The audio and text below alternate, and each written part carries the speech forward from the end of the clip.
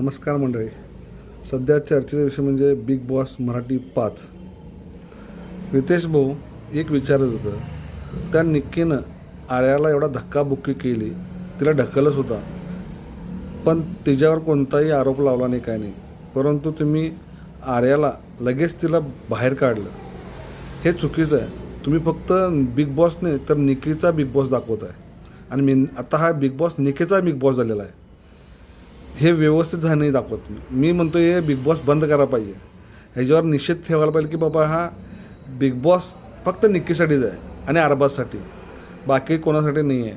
त्यामुळं मी रितेश भाऊंना एकच सांगतो की हे चुकीचं करताय तुम्ही ना. बिग बॉसचा तुम्ही घेतलेला डिसिजन म्हणजे बरोबर नाहीच आहे आणि आर्याला तुम्ही परत बोलवायला पाहिजे. बिग बॉस म्हणजे हे चुकीचं दाखवताय तुम्ही. आता निक्कीचा बिग बॉस आहे, निक्कीचा बिग बॉस. त्यामुळं